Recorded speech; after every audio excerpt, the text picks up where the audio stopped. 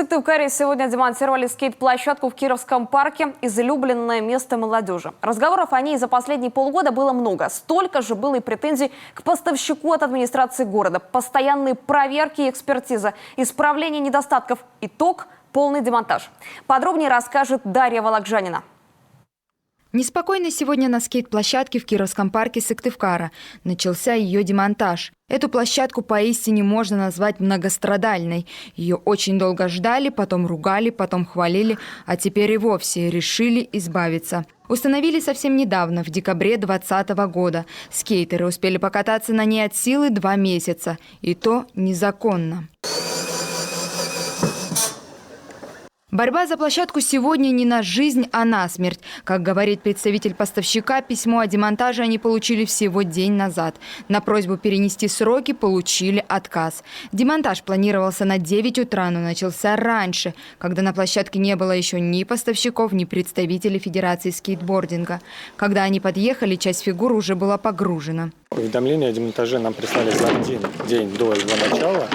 В ответ мы, конечно же, прислали свое письмо, что это нереальные сроки.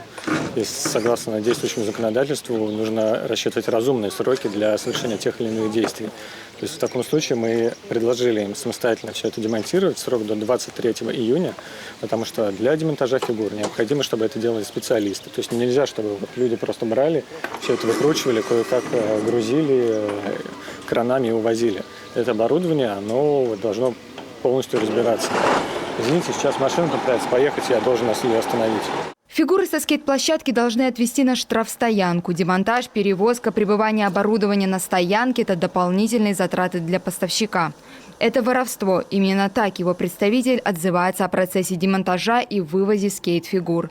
Чтобы как-то это остановить, он буквально своим телом загораживает проезд к грузовому автомобилю. К разрешению спора подключается и полиция. Мы сейчас стоим у этой машины, дышим газами только потому, что я отстаиваю свои права. Иным образом я это сделать не могу. Представители городской администрации настаивают на правомерности своих действий. Говорят, что поставщик до 30 мая не устранил замечания, среди которых отмечены недопустимая стыковка ламинированной фанеры, факты выпадения крепежей, сколы ламинации и другие. За игнорирование проблем – демонтаж. Оппоненты протестуют. Все недостатки исключены еще в мае. Администрация сама не провела вовремя осмотр площадки. Были приемки, я присутствовал на всех приемках. В самом начале, когда только снег сошел, недостатков было очень много. Недостатки были такие, что фанера вздулась, там отвалилась, там заезд не прижат. Это все объяснимо и понятно, потому что парк по какой-то причине ставили в декабре. После того, как снег сошел, понятно, что фигуры стояли криво, фанера повздувалась из-за перепадов температур. Все это было в кратчайшие сроки заменено. Подрядчик по каждому моменту лично от меня, который я претензии предъявлял по парку, все было устранено при мне. Я наблюдал за этим, я смотрел, как все это делается. Сейчас все неполадки устранены. Администрация с помощью Бюро товарных экспертиз при торгово-промышленной палате провела независимую экспертизу. Главная претензия после – нарушение габаритов фигур. Поставщик на демонтаж пришел с экспертным заключением. По факту сейчас у нас, к сожалению, 5-метровая рулетка. Мы в 2 раза сделаем замер, но мы будем видеть, что 5475. Смотрите, вот здесь это 5 метров.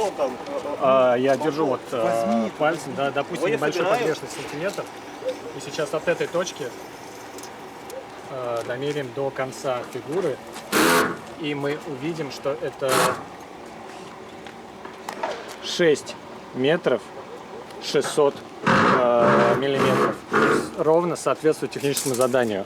В экспертизе указана длина 5475. То есть погрешность 1 метр 20 сантиметров. Ни один нормальный действующий эксперт не может делать измерения с такими погрешностями. Это нарушение всех возможных норм и правил. После таяния снега скейтеры сразу облюбовали новую площадку. Надо отметить, катались они все это время незаконно. Вокруг нее стоит забор, но он спортсменам не помеха. Кто прав, кто виноват, по-прежнему непонятно. На площадке у скейт-парка людей все больше. Расстроенные и возмущенные скейтеры, да и просто прохожие. Все, кто так долго ждал открытия этой площадки, в отчаянии. В Сыктывкаре таких специализированных и бесплатных скейт-парков больше нет. Очень грустно. Печальное событие. Вот недавно только поставили, а уже сносят. Кататься, скорее всего, на улице, в разных местах, как говорят обычно, прохожие не предназначены для катания. У нас была скейт-площадка, ее вот сейчас собирают и просто на улице где-то кататься. Администрация города обещает, что новая площадка появится в течение 45 дней, то есть к концу июля. К слову, в Коми намерены всерьез развивать скейтбординг. Буквально 3 дня назад глава Коми Владимир Уйба встречался в Москве с президентом Федерации скейтбординга России Ильей Вдовиным.